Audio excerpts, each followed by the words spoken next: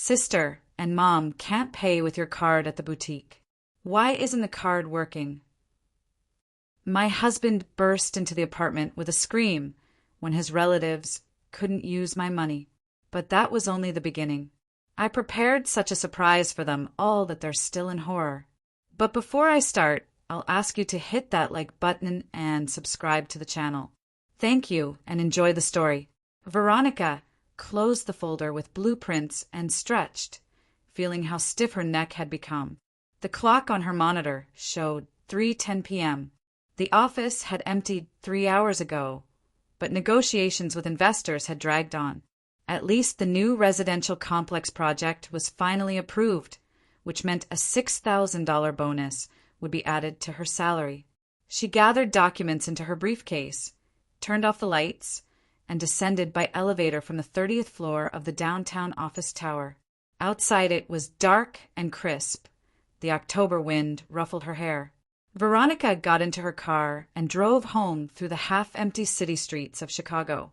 On the way, she stopped at a 24-hour Walgreens. She picked up milk, bread, eggs, fruit. There should still be leftover meatloaf and rice in the refrigerator. She had cooked the day before yesterday with extra portions. Derek could easily microwave dinner himself if he was hungry, though he probably hadn't done that. Veronica walked up to the 7th floor on foot. The elevator in their older apartment building worked every other time. Most often it stood with an out-of-order sign. The keys turned easily in the lock. The sound of the television and a woman's voice came from the apartment. She kicked off her heels in the entryway and went to the kitchen. Patricia stood at the stove, stirring something in a pot. She wore a house dress that her mother-in-law kept in their closet, especially for her frequent visits. Her hair was teased up high, her lips painted with coral lipstick. "Oh, Ronnie's back. Derek and I already had dinner. I made chicken soup. Want me to pour you some?" "Good evening, Patricia." "Thank you, I'll do it myself." Veronica put the shopping bags on the table and looked into the living room. Derek lay on the couch with his phone in hand, not looking away from the screen. Hearing her steps, he didn't even turn his head. "Hey." He grunted. Veronica returned to the kitchen, took products from the bag and put them in the refrigerator. Patricia was already setting the table, taking a bowl from the cupboard. "Sit down, eat something hot. You must be exhausted on your feet all day." Veronica silently sat at the table. Her mother-in-law poured her soup, sliced bread, pushed the salt shaker closer, and settled across from her, propping her cheek on her palm. "Listen, honey, I wanted to ask you about something. My friend Linda is having a big birthday party soon, turning 60. The girls and I decided to buy her a really nice gift. We were thinking maybe a gold necklace or a beautiful brooch. I saw one at Kay Jewelers for about $3,500. Veronica continued eating without answering immediately. She knew where the conversation was leading. "So what do you say? Will you help us out a little?" "Patricia, I helped last month with a gift for your other friend." That was Barbara, a completely different person. Her mother-in-law waved her hand. "Linda was always there for me when Derek's father left us. You won't say no." Veronica put down her spoon. "All right, I'll think about it. That's my good girl. I knew you wouldn't let us down." Patricia nodded with satisfaction and went to the living room to her son. Veronica finished her tea and started washing dishes. She stood at the sink, rinsing soap from bowls, and ran numbers through her head. 3 years ago, when she married Derek, she thought she was building a real family. He worked as a sales manager at a Toyota dealership, earning about $55,000 a year. Not bad for the Chicago suburbs. Veronica's salary as a lead architect was $165,000, but that didn't bother anyone, at least not at first. Veronica bought the apartment herself, 6 years before the wedding, a 2-bedroom on the 7th floor in Lincoln Park. She took out a mortgage, paid it off for 2 years, closed it early. Everything was registered only in her name. When Derek moved in with her after City Hall, She didn't go into legal details. Why? They were family now. But over time, Veronica began to notice oddities. She always paid utility bills. She also bought groceries mostly. When she asked Derek why he didn't contribute to expenses, her husband answered that money was tight, the economy was bad, car sales were down, his commission was cut. Meanwhile, Derek regularly appeared in new things.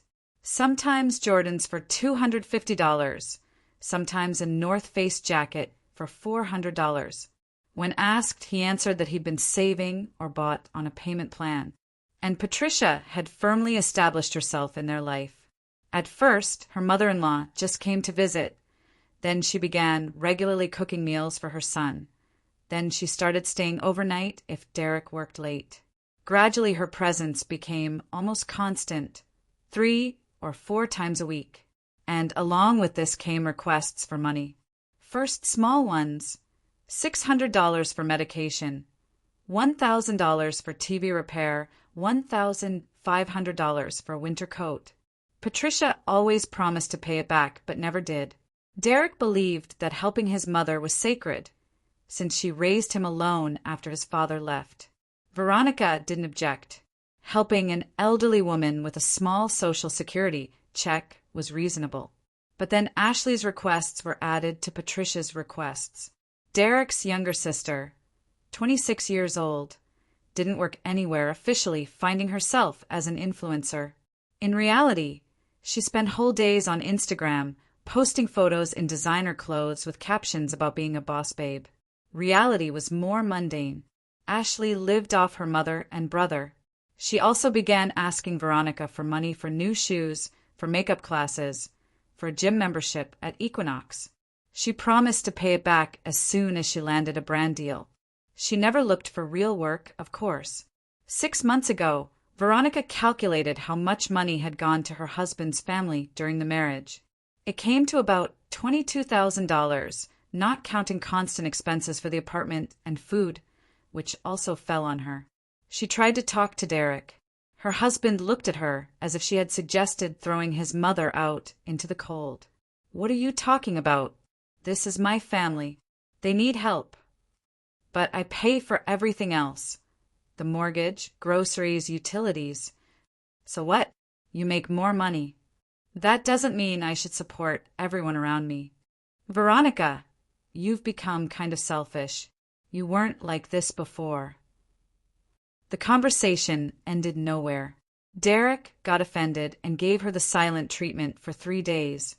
Patricia tried to behave as usual, but her looks became sharper, more pointed. Veronica decided not to raise this topic anymore, just silently endured. But the resentment grew. For months ago, something happened that made Veronica seriously alarmed. She was standing at the checkout at Whole Foods, paying with her card for groceries. The terminal blinked red. Insufficient funds. Veronica frowned. Yesterday, there was definitely $3,000 in the account. Now there was $900 left. The cashier was waiting.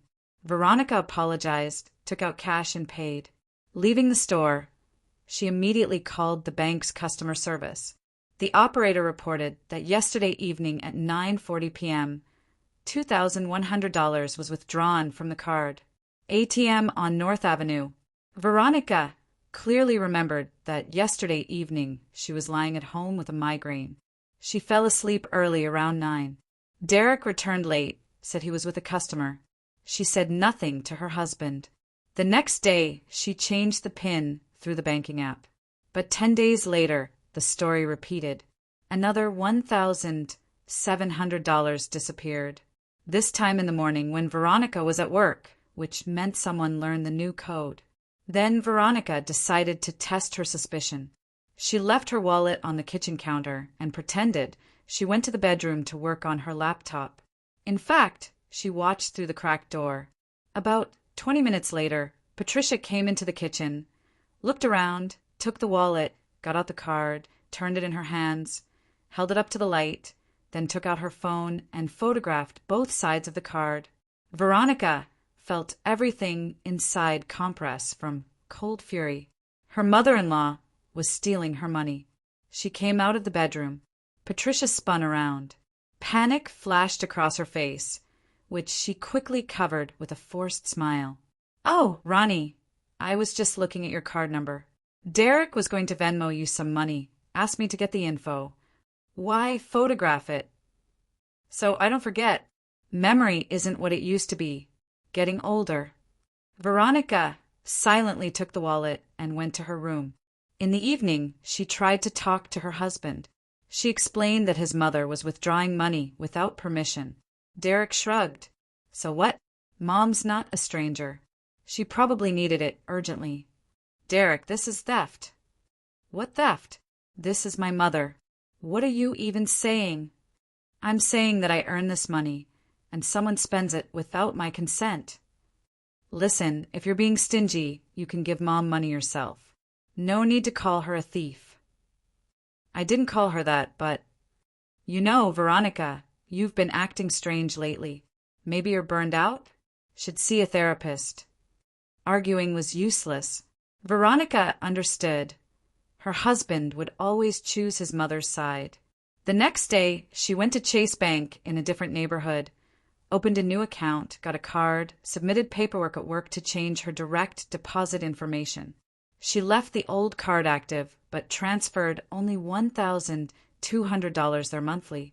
Let them think that's her entire salary, the main money accumulated in the new account. No one knew about it.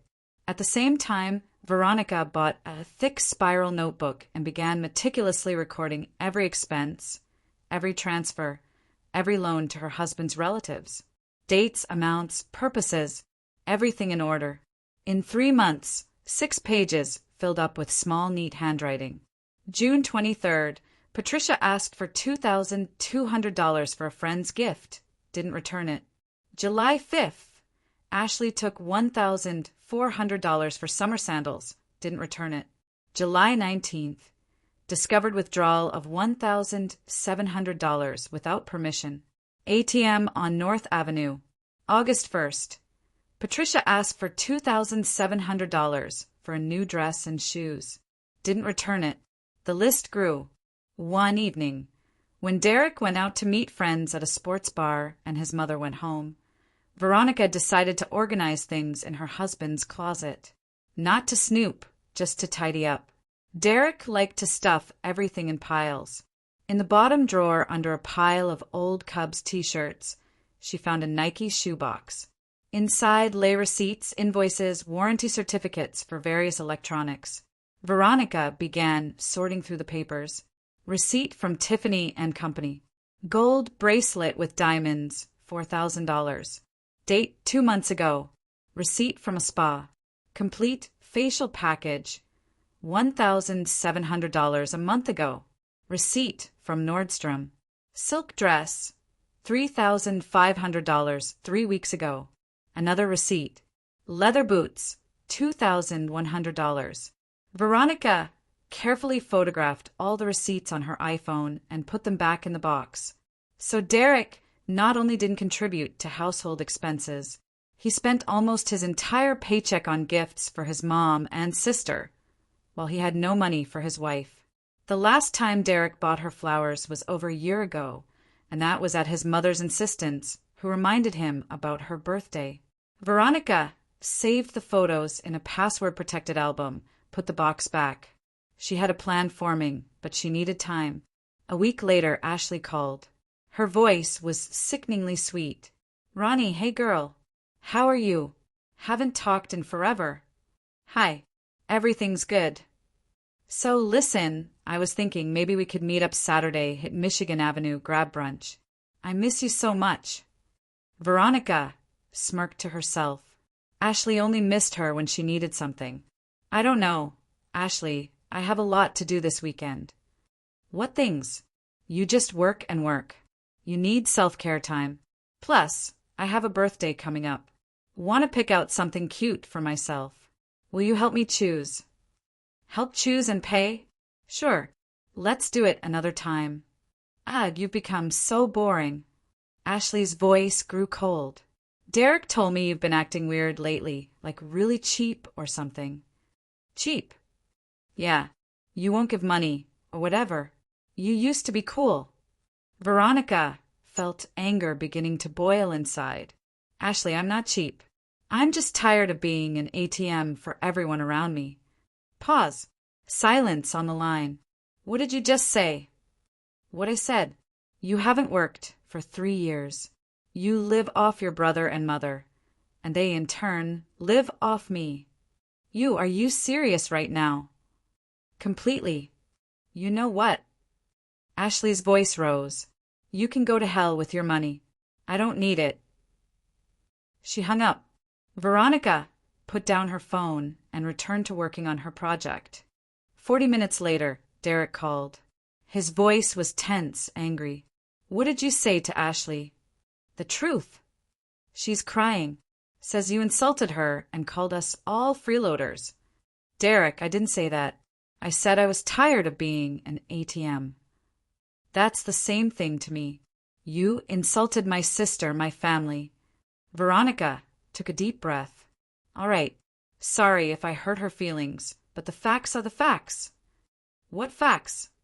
Derek, we'll talk tonight at home. Right now I'm at work. She ended the call and finished the project calculations. The evening promised to be difficult. When Veronica got home around 7, Derek wasn't there yet. But Patricia was sitting in the kitchen with a mug of coffee.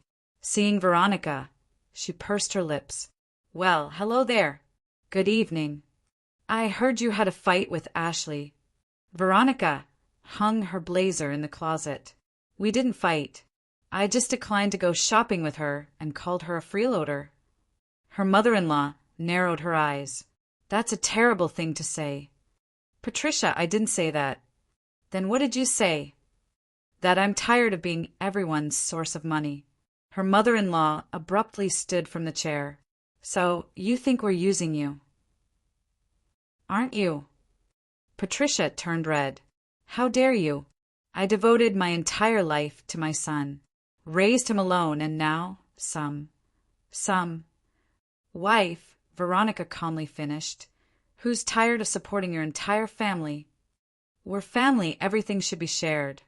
Shared means everyone contributes, but here only I contribute.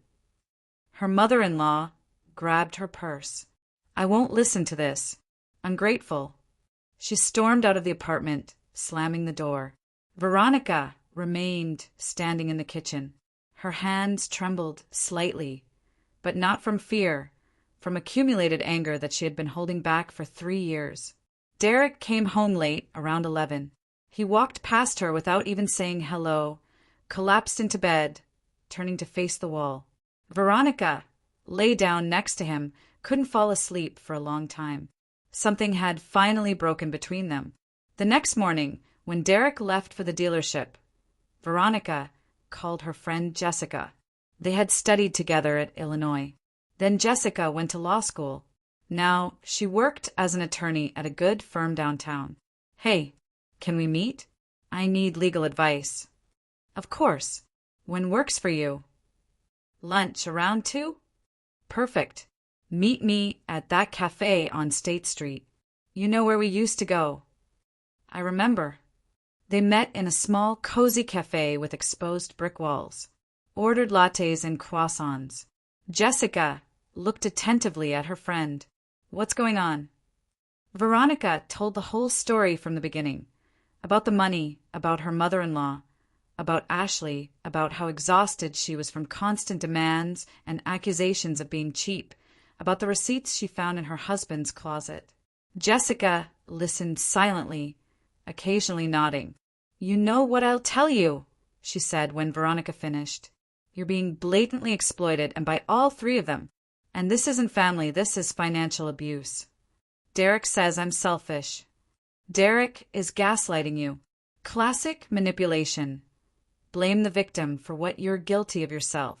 Ronnie, listen, I see cases like this all the time, and they usually end badly. Either the woman breaks and becomes a doormat, or she leaves, but with serious emotional damage. What do you suggest? Want me to be honest? Get divorced while you still can, while you can still stand up for yourself. Veronica wrapped her hands around her mug. I'm afraid there will be a huge scene. There will be, but you'll get through it. You have a major advantage. What's that? The apartment is yours. You bought it before the marriage. It's in your name only. In a divorce, your husband has zero rights to it. Veronica thought, what if he claims he paid for renovations or something? He needs proof, receipts, bank statements, signed agreements. If there aren't any, his words mean nothing. The court won't accept baseless claims. I see. Jessica pulled a business card from her bag. Here's my colleague Robertson. He specializes in family law. Excellent attorney. If you decide to file, contact him. Tell him I referred you. He'll give you a discount. Veronica took the card, turned it between her fingers. Thank you. And also, Ronnie, whatever you decide, I'm on your side. If you need anything, call me anytime. They hugged goodbye. Veronica drove back to work with a heavy heart, but also with strange relief. Someone had validated her feelings. Someone said she was right. That meant everything. The next 2 weeks passed in tense silence. Derek barely spoke to Veronica. Patricia stopped coming over. Ashley didn't call. Veronica worked, came home late, ate alone, and went to bed. Derek either came even later or stayed at his mother's place in Oak Park. The marriage was slowly crumbling like old concrete, and Veronica didn't try to patch it up. She just observed, kept records in her notebook, saved money in her new account, and prepared. For what exactly, she didn't know yet, but felt that the breaking point was close. One evening in mid-October, Veronica overheard a conversation. Derek was on the phone in the bedroom. The door was ajar, and his voice carried clearly. Mom, I don't know what to do. She's completely out of control. No, she won't give us money. Says we're using her. Yeah, can you believe it? Pause. Listen, why don't you just tell her straight up? We're family, right? Why can't we help each other? Maybe she'll snap out of it. Another pause. Okay, let's try. Ashley can talk to her too. We'll gang up on her, she'll cave. Veronica quietly went to the kitchen, sat at the table, took out her iPhone, and opened the voice memos app. She went back near the bedroom door. Derek continued. Just take her card when she's asleep. You know the PIN. No, she won't notice. I'll check the balance on her phone first. If there's enough, you can withdraw it at the ATM. Veronica was recording. Then she stopped the recording, saved the file to iCloud, returned to the kitchen. So they were planning to steal her money again, all together as a family conspiracy. Well then, she would start taking action too. Veronica opened her MacBook and went to the law firm's website from the card Jessica had given her. She found Robert Chen's contact information and sent an email requesting a consultation. The response came the next day. The attorney invited her to a meeting on Friday at 6 p.m. Veronica agreed. On Friday, she left work early and drove to the address in the Loop. The law firm's office was downtown in a sleek high-rise with floor-to-ceiling windows. Robert Chin turned out to be a man in his early 40s with an honest face and a calm, professional demeanor. He listened to Veronica's entire story, reviewed her records in the notebook, and listened to the audio recording of Derek's conversation with his mother. You have an extremely strong case, he finally said. The apartment is yours, purchased before marriage. Your husband has no evidence that he contributed financially to the property. Moreover, you have documentary proof that you paid all expenses, plus an audio recording of them planning theft. So I can divorce without problems. Absolutely. Moreover, the court will side with you on every point. The apartment stays yours. There will be no asset division because there are no jointly acquired assets. Veronica felt relief wash over her. How long will the process take? If both parties consent, about a month. If your husband contests it, 2 to 3 months maximum. What if I want him to move out before the divorce is final? The lawyer nodded. You have every right. The apartment is yours. You can require him to vacate. If he refuses, you file a police report for unlawful occupancy. They'll help with removal. Veronica sat processing the information. So I'm legally protected? Completely. Furthermore, if they attempt to access your card, you can file criminal charges for fraud. The audio recording is solid evidence. Got it. Robert Chin handed her a folder with documents. Here's what you'll need to file for divorce: marriage certificate, ID, property deed. All standard stuff. When you're ready, come back and we'll file the petition. Veronica took the folder. Thank you. Good luck. And don't be afraid, you're doing the right thing. She left the office feeling like a massive weight had lifted from her shoulders. For the first time in forever, she felt powerful, protected, ready to act. Veronica got in her car and drove home.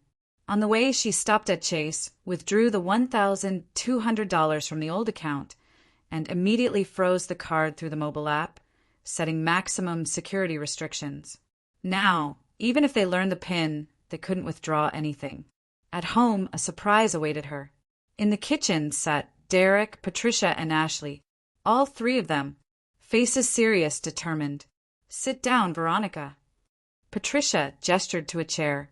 We need to have a conversation. Veronica stopped in the doorway. About what? About your behavior, Derek interjected. We're done tolerating your attitude. My attitude? Yes. You've become rude, selfish, you refuse to help family. It's not right. Ashley nodded. We're blood, and you treat us like strangers. Veronica leaned against the doorframe, crossing her arms. And what exactly do you want? Patricia sat up straight. We want you to stop being so self-centered, to help family like you should, to show respect. Meaning, you want me to hand over my money. It's not your money, it's family money, her mother-in-law snapped. Derek is your husband, which means you two are one unit. Veronica almost laughed. Interesting logic. Then why isn't Derek's money considered family money? Why does he spend it on gifts for you instead of our household? Derek jumped up from his chair. That's my mother and sister.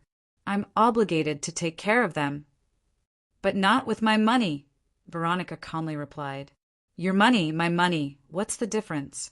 We're married. Exactly, we're married. But your mother and sister aren't part of this marriage. They're separate adults who should take care of themselves. Patricia shot up from her seat. You're ungrateful.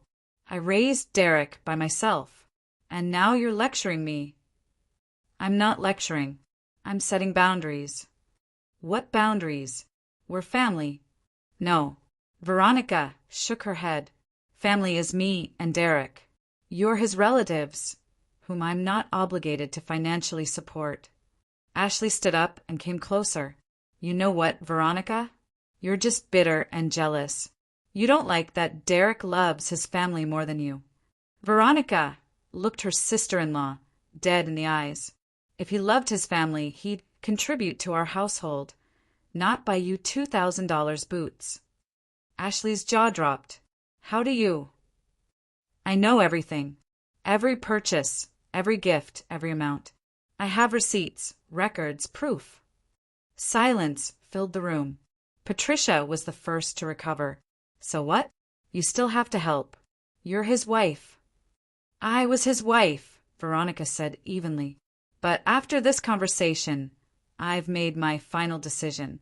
I'm filing for divorce. All three froze. What? Derek went pale. You heard me. I want a divorce, and I want you out of my apartment. Your apartment? This is our apartment. No, this is mine. I bought it 6 years before we got married. It's in my name only. In a divorce, you get nothing. Derek grabbed his head. You can't be serious? I'm completely serious. You have 1 week to pack your things and leave, or I'm calling the police. Patricia stepped forward. You wouldn't dare. I'll go to the police myself and tell them how you're abusing my son. Go ahead. While you're there, I'll play them an audio recording of you planning to steal money from my card. Her mother-in-law faltered. What recording?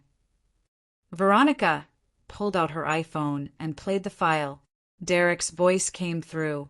Just take her card when she's asleep. You know the PIN. She stopped it. This is enough to press criminal charges for conspiracy to commit fraud. So I suggest you all leave quietly. All three stood frozen. Veronica walked past them into the bedroom, pulled a duffel bag from the closet, and began packing clothes. Derek followed her in. Veronica, wait, let's talk this through. She didn't turn around. I didn't mean it. It's all Mom's idea. Derek, I don't care. I'm exhausted. For 3 years, I was your ATM, your maid, your punching bag. I'm done. Where are you going? To Jessica's. Staying with her tonight. And you need to pack. In 1 week, I'm coming back, and you better not be here. This isn't fair. Veronica finally turned around. Fair, Derek? You lived off me for 3 years. I paid every bill, bought all the groceries, supported your mother and sister, while you spent your entire paycheck on them and called me selfish. That's what's not fair. She zipped the bag and left the room. In the living room stood Patricia and Ashley, faces angry and confused. You'll regret this, her mother-in-law hissed. I'm taking Derek, and you'll be left all alone. Nobody will ever love you with that attitude. Veronica grabbed her coat. We'll see about that. She left the apartment, locked the door behind her, and went downstairs. Got in her Honda. Her hands were shaking, but inside she felt surprisingly calm. She did it, finally did it, and now a new life was beginning. Jessica opened her condo door in sweats, hair in a messy bun, saw Veronica with a bag and immediately understood. Come in. Should we open wine or something stronger? Wine sounds good. They sat in the kitchen. Veronica told her about the evening confrontation, about announcing the divorce. Jessica listened, nodding. You did exactly the right thing. It was past time. Think they'll just let me go? Hell no. People like Patricia, I deal with them constantly. She'll guilt-trip you, manipulate, throw tantrums. Stay strong. Veronica exhaled. I'm ready. That's my girl. Tomorrow morning we'll go see Robert Chin, file the papers. Veronica spent the night on Jessica's couch. Slept poorly, tossing and turning, replaying recent months in her head. She wasn't scared, just felt strange, like she'd been walking through a dark tunnel for years and suddenly emerged into sunlight. In the morning, they drove to the law office. Robert Chin greeted them warmly and had Veronica sit in a leather chair. So you've decided to proceed with the divorce? Yes. The attorney pulled out forms and began preparing the petition. Veronica answered questions and signed documents. The process took about an hour. I'll file these Monday, said Robert Chin. Your husband will be served in about a week. First hearing will be scheduled in another 3 to 4 weeks. So at least a month? Yes. If he agrees to everything, it goes faster. If he fights it, could stretch to 2 or 3 months. Understood. Jessica leaned toward her friend. What about the apartment? Want him out now. Veronica considered it. Part of her wanted to kick Derek out immediately, but that could escalate things. Let him stay until the divorce is final, but I don't want to interact with him. Robert Chin nodded. Smart. After the divorce, you can formally require him to vacate. The apartment is yours. He has 0 legal claim. Leaving the office, Veronica felt genuine relief. The wheels were in motion. Now, she just had to get through this transition. Jessica hugged her goodbye. Hang in there. Call me anytime, seriously. Thank you. Veronica drove home. On the way, she stopped at Jewel-Osco, bought groceries, went up to the 7th floor, and paused at the door. She could hear voices inside. She opened it. In the kitchen sat Derek, Patricia, and Ashley. All 3 went silent when they saw Veronica. Oh, look who showed up. Patricia pursed her lips. We're having a family meeting without you. Veronica silently walked to the kitchen and set the bags on the counter. Derek stared at the floor. So you really filed for divorce? Ashley asked. Yes. Over a stupid fight? That's ridiculous. Veronica began putting groceries away. This isn't about a fight. This is a decision I made after a lot of thought. Patricia stood. Derek, tell her you want to save this marriage. Derek raised his head and looked at his wife. Veronica, let's try again. I get it now. I made mistakes. Too late. But why? We can fix this. Veronica closed the fridge and turned to them. Derek, for 3 years you ignored problems. For 3 years you let your mother and sister treat me like a bank. And now that I'm leaving, suddenly you get it? Sorry, I don't believe you. Ashley stood up. Treat you like a bank? We helped you. Mom cooked and cleaned. On my dime.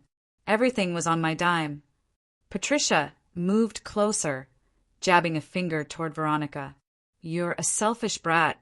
We welcomed you into this family and you. Veronica stepped back. Don't touch me. And I'm asking all of you to leave my apartment right now. Your apartment? Her mother-in-law's face turned crimson. This is my son's home. No, this is my apartment, purchased before marriage. Derek is temporarily living here, and you're just visitors. So please leave. Patricia grabbed her purse. Come on, Ashley. We're not wanted here. They stormed out, door slamming behind them. Derek stayed at the table. Veronica. Derek, I'm exhausted. I don't want to talk right now. She went to the bedroom and locked the door. The following days passed in frigid silence. Derek barely came home, usually staying in Oak Park with his mother. Veronica worked late, came back when he was sleeping or gone. They avoided each other completely. A week later, Derek was served with divorce papers. Veronica heard him on the phone with his mother. Yeah, she actually filed. First hearing is November 23rd. I don't know what to do. His voice sounded lost, confused. But Veronica felt nothing. She'd stopped pitying her husband long ago. At work they announced her project bonus, $6,000. Veronica transferred it to her new account. The balance was encouraging. Almost $52,000 had accumulated. This money was solely hers. No one could touch it. October dragged slowly. Veronica lived on autopilot, work, home, work, home. Derek appeared rarely, only to grab clean clothes. One evening, Ashley called. Veronica stared at the screen, then finally answered. What? Ronnie, hey, it's Ashley. I know what you want. Why are you being so hostile? I just wanted to talk. About what? About Derek. He's really struggling, not eating, not sleeping. Maybe you'll reconsider the divorce. Veronica almost laughed. No, but why? You guys loved each other. Maybe once. Not anymore. You know, you're really cruel. Ashley's voice hardened. Destroying a family over money. Not over money. Over respect. What lack of respect. We all respected you. Ashley, you haven't worked in 3 years and lived off my money. That's called parasitism, not family. Silence. Whatever. Ashley finally snapped. You'll regret this. You'll end up alone with nobody. She hung up. Veronica set down her phone. The threats, manipulation, guilt trips, none of it worked anymore. Time passed. November brought cold and early snow. Veronica kept working, living her life. Derek barely came home. The apartment felt quiet but empty, like she existed in limbo, not married, not divorced, just waiting. On November 23rd, Veronica arrived at the Cook County Courthouse. Derek sat in the hallway with some lawyer in an ill-fitting suit. Seeing his wife, he looked away. They were called into the courtroom. Veronica entered and sat at the plaintiff's table with Robert Chin beside her. The defendant's table was empty until Derek rushed in at the last second. The judge, a stern woman in her 50s, reviewed the documents. Plaintiff Krylova seeks dissolution of marriage. Grounds: irreconcilable differences. Does defendant consent? Derek's lawyer stood. My client requests a reconciliation period. The judge looked at Derek. Do you wish to save this marriage? Yes. I love my wife. Veronica clenched her jaw. Liar. The judge sighed. I'm granting a 30-day reconciliation period. Next hearing December 25th. Gavel bang. Veronica left the courtroom. Robertson caught up with her. Don't worry, just a formality. In a month, you'll be free. A whole month. Be patient. Almost there. Veronica nodded and left. December began with holiday chaos at work. Everyone wanted to close projects before Christmas. Veronica worked 12-hour days, came home drained. Derek tried calling multiple times. She didn't answer. Then he started texting, "Can we please talk? I'm sorry." She deleted them unread. One evening in mid-December, Veronica was coming home from work when she found Derek smoking outside the building. Seeing her, he tossed the cigarette and approached. Hey, what do you want? To talk. We have nothing to talk about. She tried to walk past, but he blocked her path. Veronica, give me a chance. Derek, move. Just listen. He grabbed her arm. Veronica yanked it away. Don't ever touch me again. Her voice was ice. Derek stepped back. Do you really not love me anymore? I don't know if I ever did, but definitely not now. She walked around him into the building. Once inside, she texted him, If you approach me again without permission, I'm filing a restraining order. No response came. Days passed. Veronica lived in countdown mode, waiting for December 25th. Work kept her distracted. New project, major client, tight deadline. On December 15th, an unknown number called. Hello. Veronica? It's Monica. Remember me? Monica was Ashley's friend from college. They'd met a few times at gatherings. Yeah, I remember. Listen, I wanted to warn you. Ashley and Patricia are planning something against you. Veronica tensed. Like what? Not sure exactly, but I overheard them talking. Something about your credit card. Some boutique getting revenge. Like they'll teach you a lesson or whatever. I see. Thanks for the heads up. Be careful. I don't like how they're acting. You always seemed cool to me. Monica hung up. Veronica thought about it. So her mother-in-law and sister-in-law were plotting something. Interesting. She opened her banking app and checked both accounts, old and new. The old one had $1,200 as bait. The new one held her real money. Veronica enabled every security feature, set withdrawal limits, activated fraud alerts. Let them try something. On December 17th, Veronica worked until 10 p.m., finishing a presentation. Left the office exhausted. Stopped at a 24-hour Walgreens for a few things, then drove through empty streets, listening to Christmas music on the radio. Home was dark and quiet. Derek hadn't been there in a week. Veronica showered, changed into pajamas, lay on the couch with a book. Read until midnight, then turned off the lights and fell asleep. She woke to her phone ringing. Groggily, she checked the screen. Past 1 a.m. Derek. She ignored it. He called again, and again, and again. Veronica frowned. What could he possibly need at this hour? On the fifth call, she answered. What? Veronica. Derek's voice was frantic, almost hysterical. Where are you? Home. Sleeping. Why? Listen, Mom and Ashley went to this mall. There's some boutique that's open late until 2 a.m. They took your card and... Veronica sat up. What card? Your Visa. Mom said she knew the PIN. They were trying to buy stuff for the holidays, like really expensive dresses and shoes. But the card got declined. They're at the register right now. The salespeople called the manager, and the manager called security. They think Mom and Ashley are credit card thieves. It's a disaster. Veronica leaned back against the pillow. So they actually tried it. Took her old card with a measly $1,200. Went to some upscale boutique, loaded up on designer clothes, and got busted at checkout. And what do you want me to do? Call the store. Tell them it's a misunderstanding. Unfreeze the card. Derek, I'm not unfreezing anything. But they're being humiliated. They humiliated themselves when they stole my credit card. It's not stealing. We're still married, still family. On paper, maybe.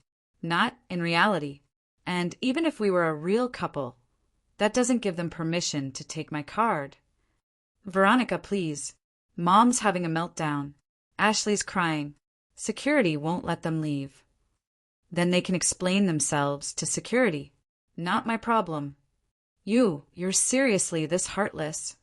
Veronica felt fury rising. Heartless, Derek?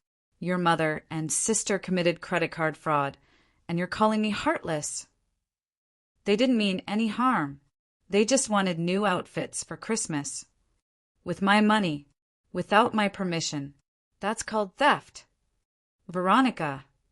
Good night, Derek. She ended the call and blocked his number. Lay back down, pulled the comforter to her chin. Her heart raced.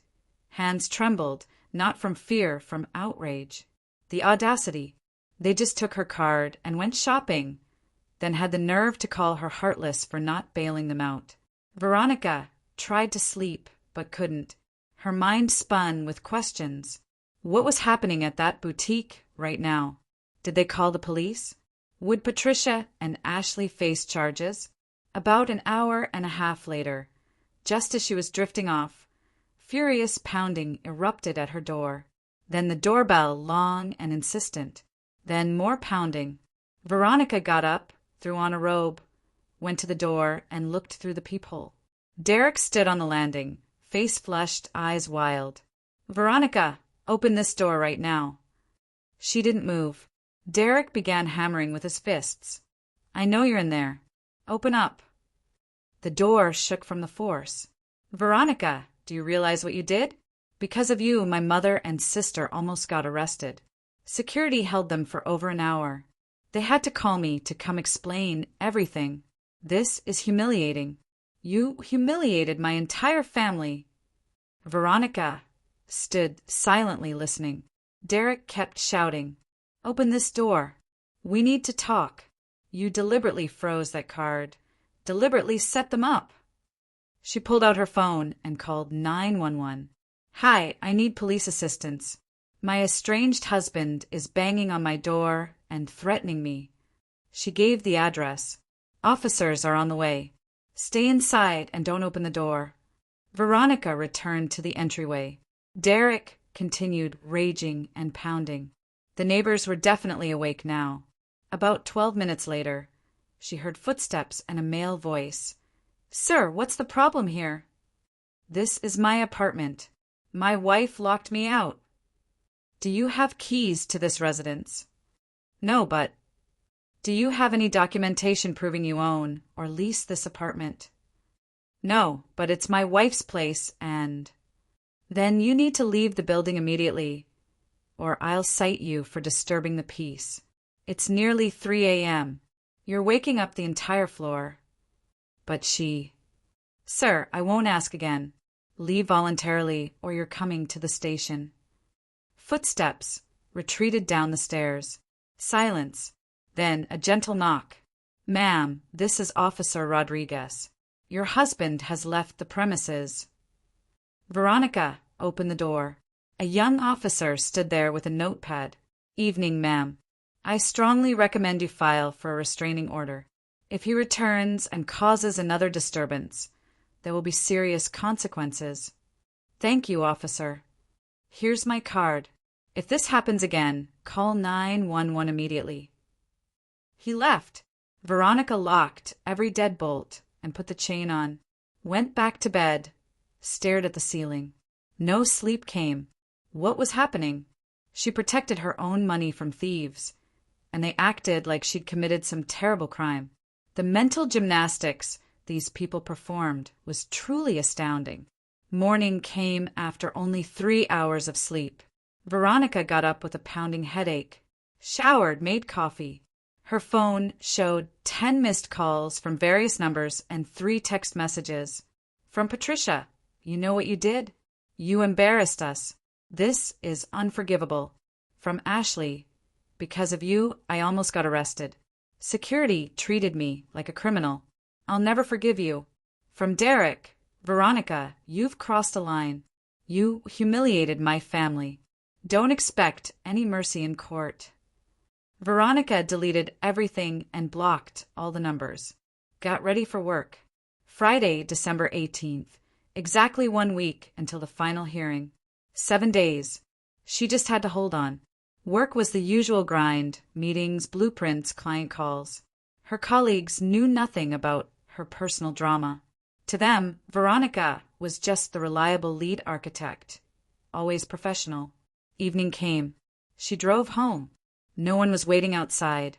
She went up to 7, all quiet, locked herself in, made dinner, turned on Netflix but didn't really watch, just thought. 1 week until freedom. Saturday passed peacefully. Veronica cleaned, did laundry, read. No calls, no visitors. Sunday was equally calm. She baked cookies, drank hot chocolate, watched the snow fall outside her window. On Monday the 21st, a client at work backed out of a project last minute. Her boss was furious. The whole team stayed late, scrambling for a replacement. Veronica got home around 11 p.m., collapsed into bed. Tuesday brought good news. They'd found an even bigger client. Project saved, budget increased. Veronica felt relief. Wednesday, Jessica called. "How are you holding up?" "Okay. Court is in 2 days." "I know. Want me there for support?" "I'll be fine." "All right. After it's over, we're celebrating. I already bought champagne." Veronica smiled. "Deal." Thursday, December 24th. The day before court. Veronica worked mechanically, mind constantly wandering to tomorrow. That evening, she organized all her documents. ID, marriage certificate, property deed. Pressed her court outfit, set out shoes. Went to bed early but couldn't sleep. Tossed and turned until past 1 a.m., then finally passed out. She jolted awake to a tremendous crash. The apartment door flew open with such violence the walls shook. She leaped out of bed, heart hammering. Heavy footsteps. Then Derek burst into the bedroom, face contorted with rage, eyes crazed. "Sister and Mom can't pay with your card at the boutique. Why won't the card work?" He screamed so loud her ears rang. She backed against the wall, gripping the blanket. "How did you get in?" "Doesn't matter. Answer me. What did you do to the card?" Derek lunged forward. She smelled alcohol and cigarettes. He was drunk. "Derek, get out. Now." "You froze it on purpose. Because of you, my mother and sister were humiliated in front of everyone. Security detained them like common criminals." "They are criminals. They stole my card." "It's not your card. We're married. Everything's shared." "No, Derek. That card is mine, that money is mine, and you had no right to give anyone my PIN." He grabbed her shoulders and shook her. "You're going to fix this. Call the boutique. Tell them it was a mistake." Veronica shoved him hard. "Get your hands off me. Don't tell me what to do. This is my home and you.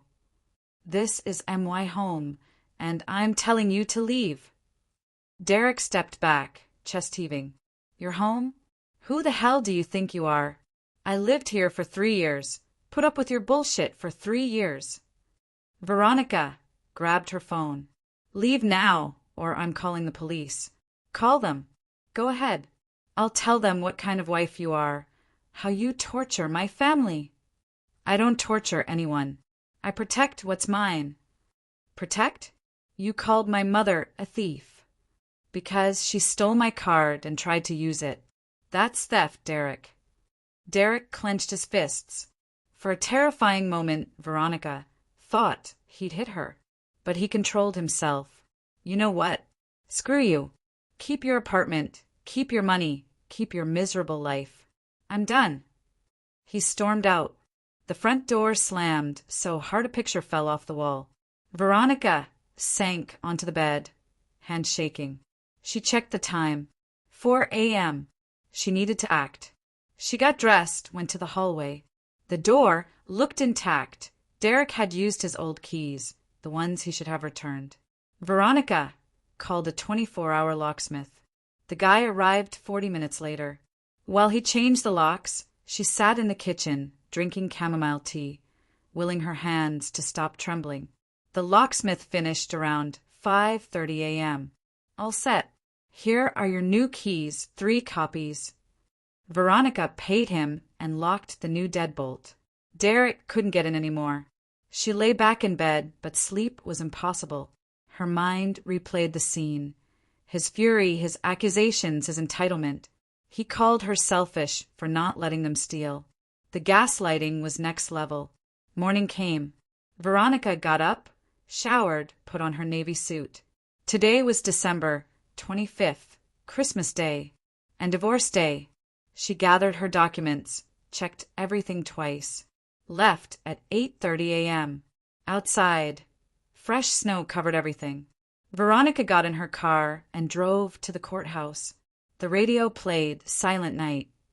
How ironic. She parked and went inside. The building was nearly empty, minimal staff for the holiday. Veronica sat on a bench. Derek wasn't there. At 9 a.m., Robert Chin appeared. Morning. Ready? Yes. If your husband doesn't show, the judge will grant a default divorce. Veronica nodded.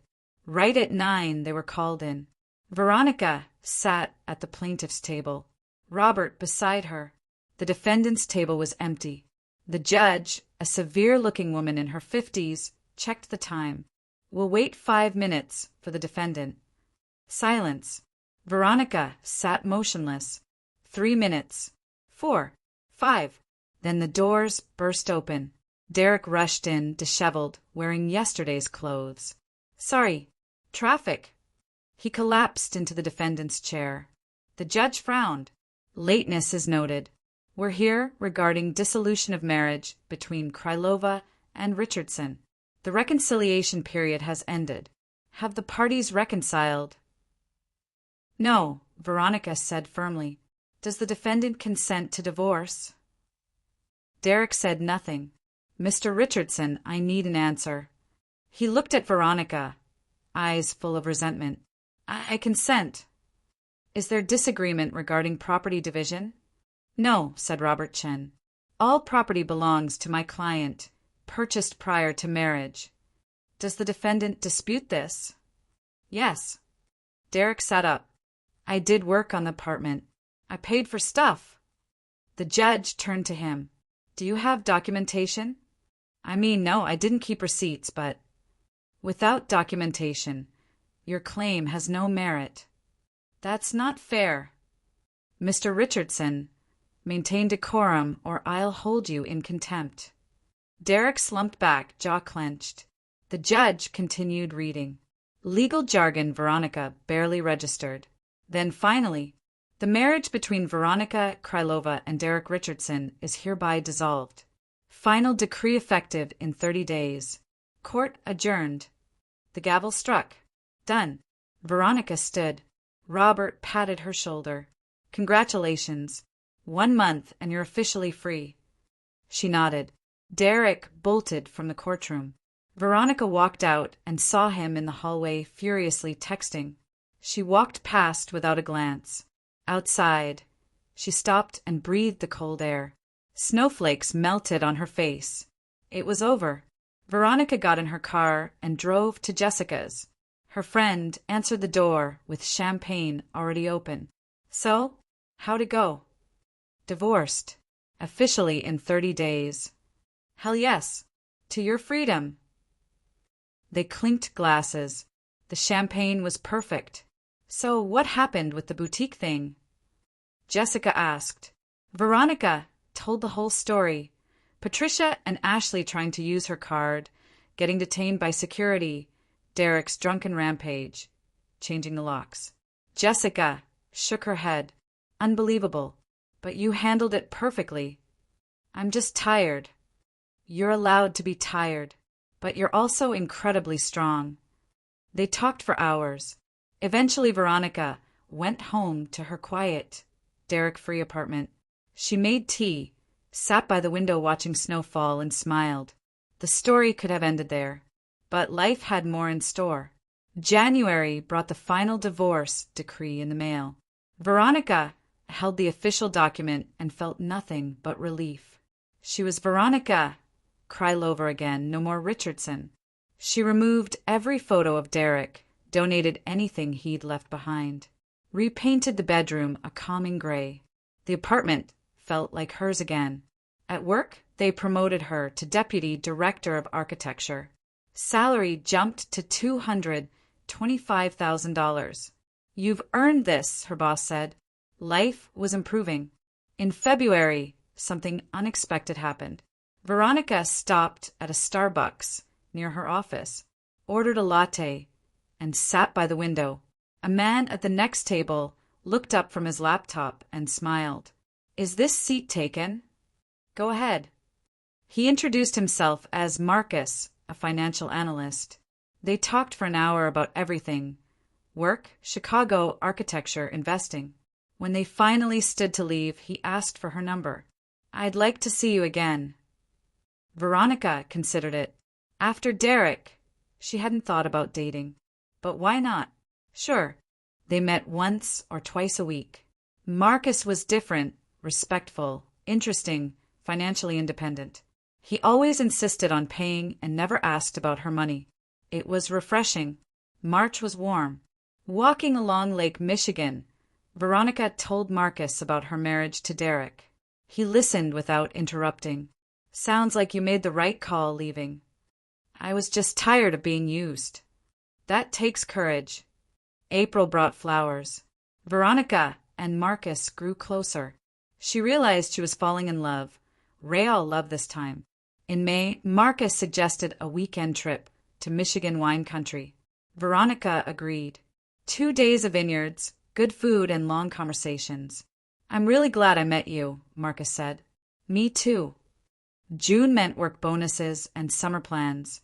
Veronica's savings grew past $85,000. All hers. July brought a vacation to Italy with Marcus. The Amalfi Coast, sunshine, happiness. August was peaceful. Work, dates, weekend brunches. September brought an unexpected encounter. Veronica ran into Ashley at Water Tower Place. Her former sister-in-law looked rough, tired, wearing fast fashion instead of designer labels. Oh, hi, Veronica. Hi. Happy now. You destroyed our family. I didn't destroy anything. I protected myself. Derek was depressed for months because of you. That's his problem, not mine. Ashley's jaw tightened, but she said nothing, just turned and walked away. Veronica watched her go, feeling absolutely nothing. October brought big news. Marcus asked her to move in together. My place or yours?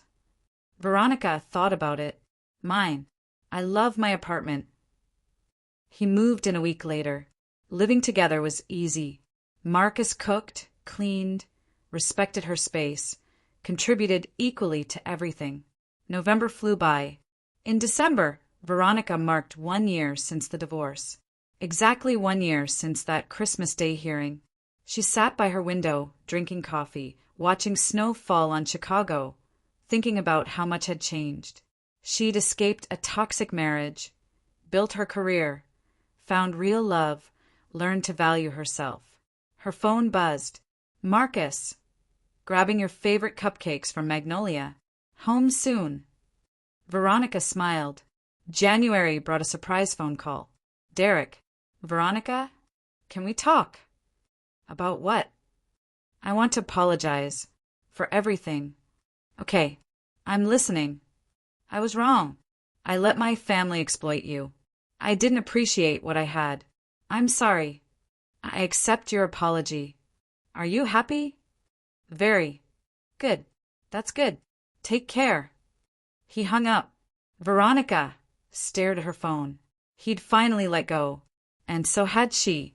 February was ordinary, work, home, Marcus. March brought Jessica's wedding. Veronica caught the bouquet. You're next. Jessica shouted. Veronica just laughed. April meant spring in Chicago. She and Marcus planned a summer trip to Ireland. In May, Veronica got a job offer, chief architect at a major firm, $312,000. She took it. June was hot. One day, she ran into Patricia at a Jewel-Osco. Her former mother-in-law looked old, tired gray. Hello, Veronica. Hello. I'm sorry for how we treated you. We were wrong. I forgave you a long time ago. Patricia nodded and walked away. July brought that Ireland trip with Marcus. One evening in Dublin, walking along the River Liffey, he stopped. Veronica, I love you. Will you marry me? She looked at this man who respected her, supported her, loved her for who she was. Yes. August was wedding planning. September brought the ceremony, small, intimate, perfect. Jessica was maid of honor. So happy for you, she whispered. Thanks for everything. The ceremony was beautiful. Marcus slipped a ring on her finger. I love you. I love you too.